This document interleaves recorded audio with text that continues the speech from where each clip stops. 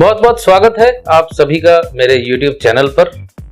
अरविंद केजरीवाल जी की कुंडली पर जो वितर्क था जन्म समय को लेकर या लगन को लेकर, वही कंट्रोवर्सी या संशय नरेंद्र मोदी जी की कुंडली को लेकर भी है। और ये कंट्रोवर्सी आज से नहीं है, बहुत दिनों से है, कई सालों से है। कुछ ज्योतिषाचार्य जो हैं वो तुला लगन की कुंडली को नरेंद्र मोदी जी की कुंडली मानते हैं और कुछ ज्योतिषाचार्य जो हैं वो वृश्चिक लगन की कुंडली को नरेंद्र मोदी जी की कुंडली मानते हैं।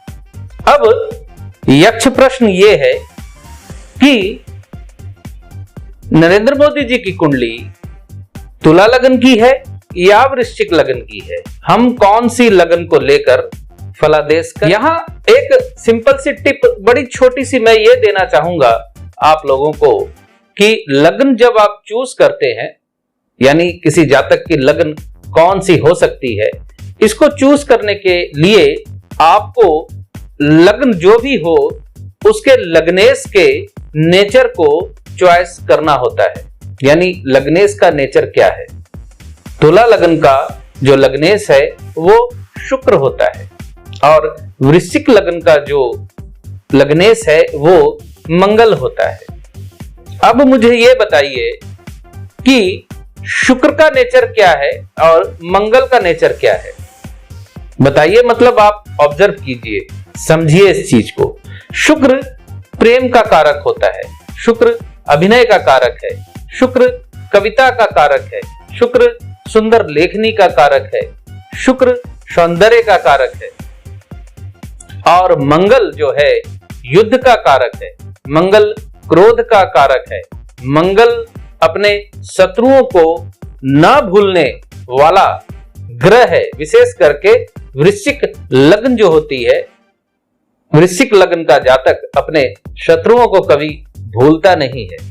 अब आप जरा अपनी मेमोरी पे दबाव दीजिए और सोचिए कि कौन सी लगन नरेंद्र मोदी जी की हो सकती है।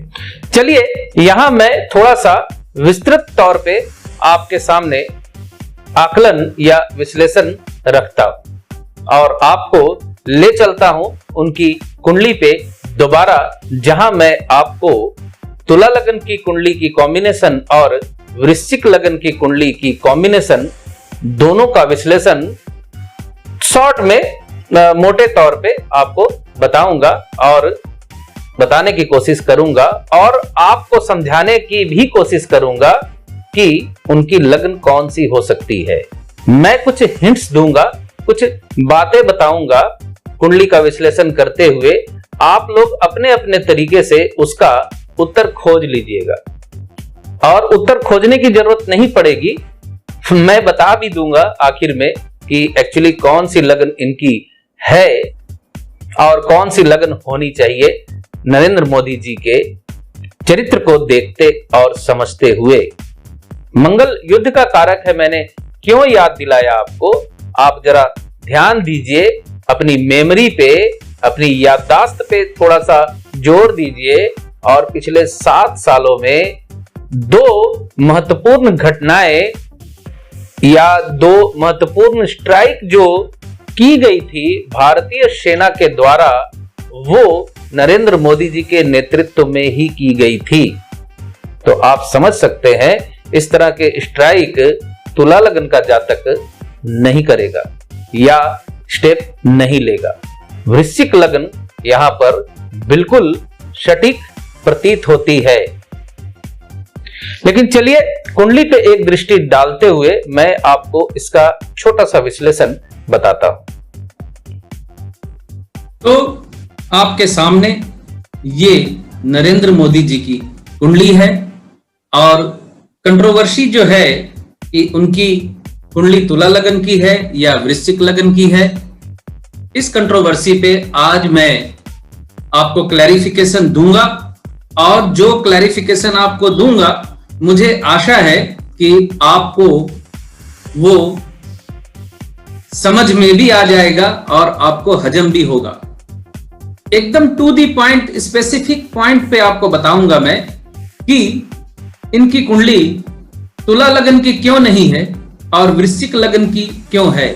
क्योंकि मैंने जो फलादेश 2019 में दिया था और अभी 3 महीने पहले भी जो दिया है, 2 महीने पहले, वो वृश्चिक लगन को केंद्र में रखते हुए दिया है।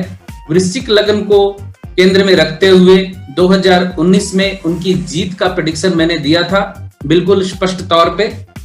और बेसिक कंट्रोवर्सी ये है कि कई लोग आके कहते हैं कि नहीं नहीं, उनकी कुंडली तुला लगन की है, वृश्चिक की नहीं है। तो मैं आज आपको ये बता देता हूं कि तुला लगन की कुंडली क्यों नहीं है, और बहुत सिंपल तरीके से बताऊंगा आपको। क्योंकि तुला लगन की कुंडली भी उनकी अगर मान ले तो वो भी राजयोगकारी कुंडली है, और वृश्चिक की भी मान ले तो वृश्चिक की तो राजयोगकारी कुंडली है ही। तो यहां ये चुनना कि ये कुंडली तुला लगन की है या वृश्चिक लगन की है बड़ा कठिन कार्य हो जाता है। तो मैंने सिर्फ एक ही बिंदु को यहां मछली की आंख बनाया है आपको बात समझाने के लिए, और ध्यान से सुनिए इस बात को। तुला लगन की कुंडली अगर हम मान लेते हैं तो सप्तम भाव में, यहां सप्तम भाव में यानी मेष राशि में सप्तम भाव में सर्वाष्टक वर्ग में 30 बिंदु हैं। 30 बिंदु यानी विवाहित जीवन उनका तुला लगन की कुंडली अगर होती तो ऐसा नहीं होता जैसा इस वक्त है उनका। आप सभी जानते हैं कि वो अलग रहते हैं। अपनी शादी उन्होंने की लेकिन मानी नहीं, या वो संन्यास लेकर चले गए, परिवार को उन्होंने त्याग दिया किसी बड़े काम के लिए। तो तुला लगन की अगर कुंडली अगर हम मानते हैं तो सप्तम भाव में 30 बिंदु हैं जो दांपत्य सुख का इंगित करता है।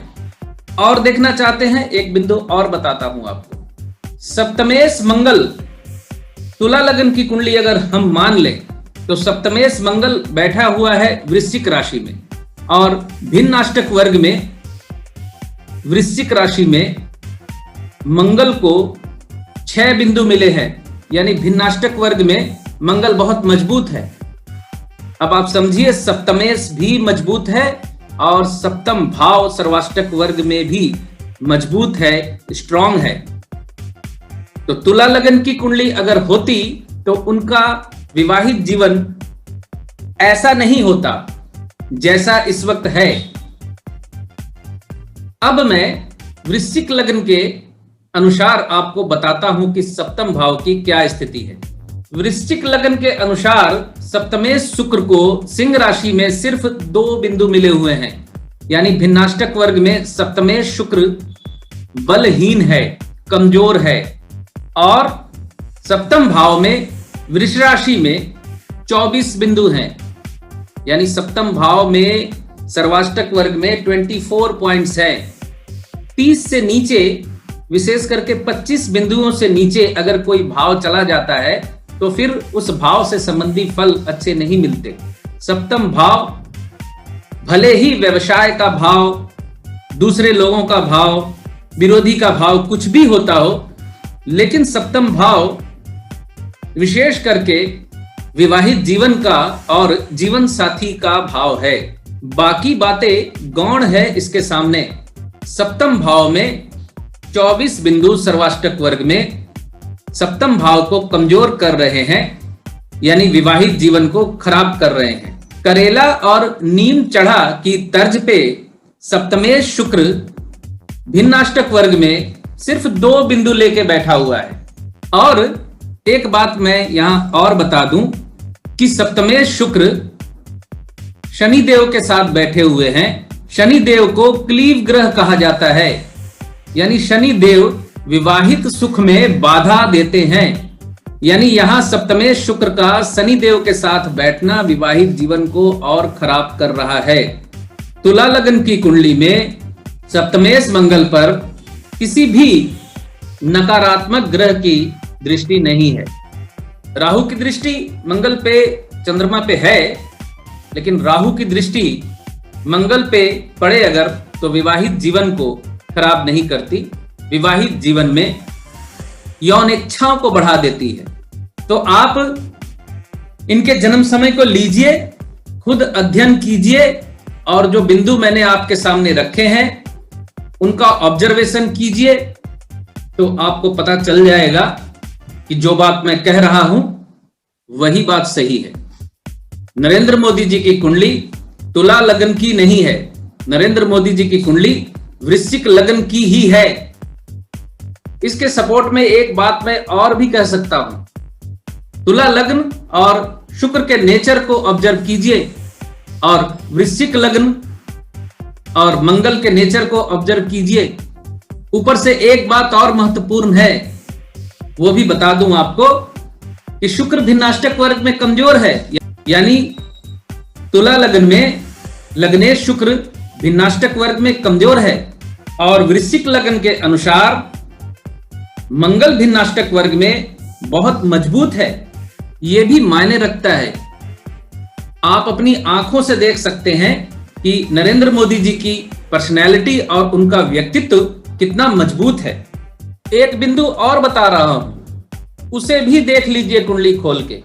तुला लग्न में सर्वाष्टक वर्ग में 17 बिंदु है और वृश्चिक लग्न में प्रथम भाव में सर्वाष्टक वर्ग में 30 बिंदु हैं, 30।